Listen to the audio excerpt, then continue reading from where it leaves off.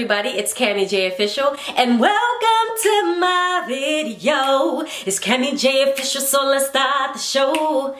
To all my returning subscribers, hey, and to anybody that is new, welcome. Thank you so much for tuning in with me, but we're gonna go ahead and get right into the video. So today's video is going to be a review of the new Maybelline Full Coverage Foundation. It claims to be 24 hours and it is their new matte formula. I'm gonna be testing it out and giving you guys my thoughts, so stay tuned for the video. Today we're going to be talking about the new Maybelline foundation that's come out. I'm pretty sure that you've seen a couple of YouTube videos about this already, and it's going to be the Maybelline New York 24-hour full coverage matte foundation. I'm in the color 355, which is coconut, which is also the same color I am in the other formula. So here I have, for comparison reasons, the Maybelline Fit Me Dewy Smooth formula, which is also in the color 355 coconut. So I kind of wanted to do a little comparison for those who want to see how the Dewy Smooth formula compares to the full coverage matte formula in the same color. Now, as you can see with my face, I have nothing on except my eyebrows. I'm making sure that my hyperpigmentation here is very visible, because when you are testing out a foundation that states that it is full coverage, you want to make sure that it's actually full coverage, meaning that it can cover every spot, every blemish that you have on your face. And hyperpigmentation is something that I deal with, a lot of women, especially women of color, deal with in particular. So if you're going to spend your money on a foundation, you really want to make sure that it's able to do what it says that it does and cover those dark spots that you have. The new 24-hour matte foundation comes with a pump, and that is awesome. Other foundations that cost more come with a pump, and that was something that Maybelline was missing for a very long time. Now, this original formula in the Dewy Smooth does not come with a pump and kind of makes it just a little more difficult when you're trying to apply the product. Now, let's go ahead and do a comparison between the two so we can see the difference in color and tonality. Now, I'm going to go ahead and use a new matte foundation first, so that way you can see the color, and I'm going to show you the pumps. So I'm going to use one pump. As you can see, quite a bit comes out in that pump, so one pump seems like it's going to go a long way. So let's look at the color.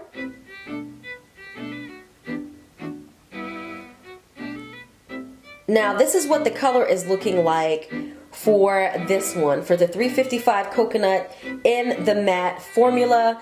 As you can see against my skin, it does look a bit orange, which is not uncharacteristic of drugstore foundations.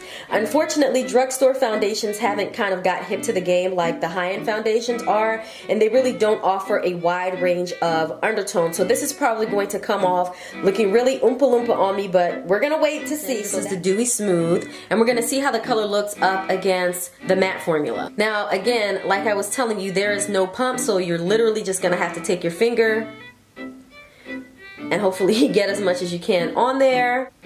This is what I have so far. It's way more, I believe, than the one pump for the other formulation. Alright, so this is the new 24-hour long wear matte foundation here, and now I'm gonna go ahead and apply the Dewy Smooth right next to it so we can see the colors.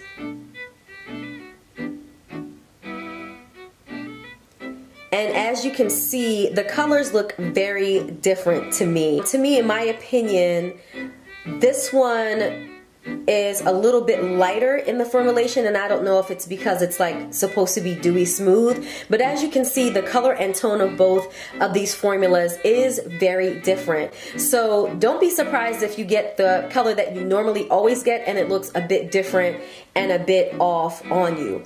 But this is the color comparison, guys, between the 24-hour one and then the Dewy Smooth formula that we all know and love from Fit Me. Alright, now we're going to move on to the application. Before I apply my makeup, I always go ahead and moisturize and then prime my face. For my moisturizer today, I'm going to go ahead and use the Trader Joe's Nourish Oil-Free Antioxidant Face Moisturizer. For my primer, I'm going to go ahead and use the e.l.f. Hydrating Face Primer. Now, because this foundation is matte and my skin tends to be more normal to dry, I really want to make sure that I moisturize my skin as best as possible, so that way I don't end up getting dry patches or anything of that nature on my face. So I actually want to give the foundation a really fair shot.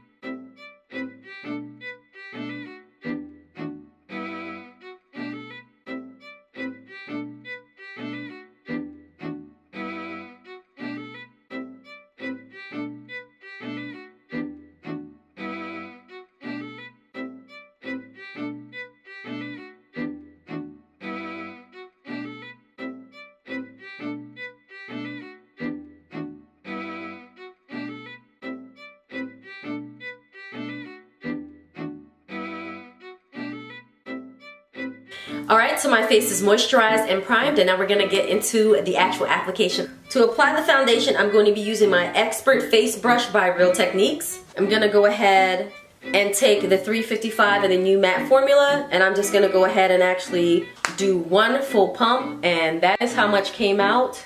I like to take the foundation and kind of dot it all over my face and then blend it in that way. So this was, again, this was one pump, so you may not need as much, but this was what one pump did. Maybe I was overzealous, but yeah. We're gonna go ahead and blend.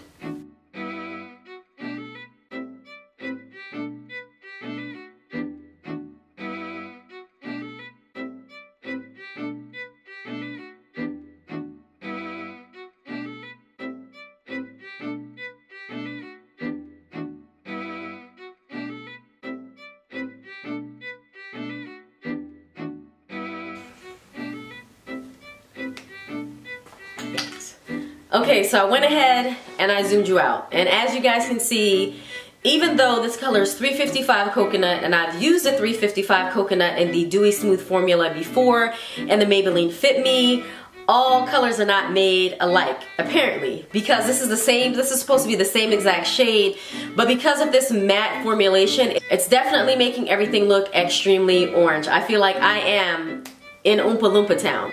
And I'll just turn to the side so you can see the difference in my face and my neck.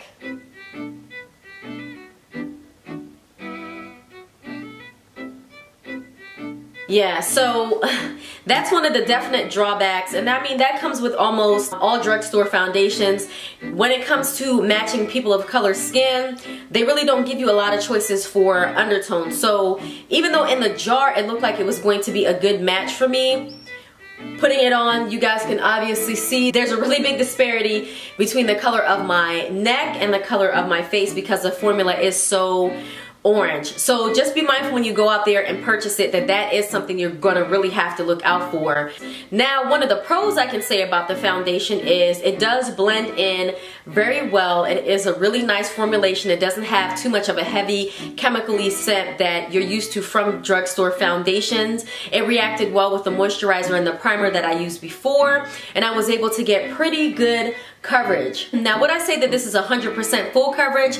No. You may be able to build it up to that, but with the application that I used with the one pump, no, it is not 100% full coverage. I would say it's more so medium to buildable. The reason why I'm saying that it's not full coverage in my opinion is because I still have a few moles on the side of my face that when I look in the mirror I can see them very well, and also my under eyes, when I look in the mirror I can still see some of that hyperpigmentation that is pulling through. So the cons are the undertone, you're really not going to get a lot there. It may not be a perfect match for you and your skin. The pros are it is a really nice formulation. It goes on the skin well. It blends out very evenly, and it has a nice finish. So I'm gonna go ahead and finish the rest of my face off camera, then come back so you can see the rest of the look and see how it works with, you know, the regular powders and things of that nature that I use.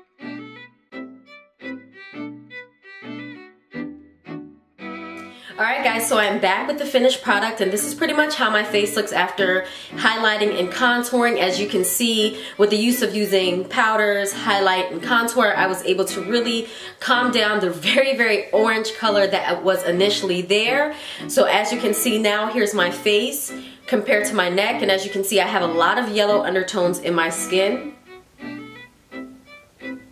Basically, to correct the orange color that was there from the foundation, I just used a very yellow toned concealer. I used the NARS Radiant Creamy Concealer in the color Caramel, and if you've ever seen that concealer, you know that it is stark, yeah, like it's really yellow, like it's a really yellow bright concealer. So with the use of that and then using a really nice deep contouring color, I was able to bring back some balance to my face so that way I don't look totally like an Oompa Loompa. But this is how the final look came out.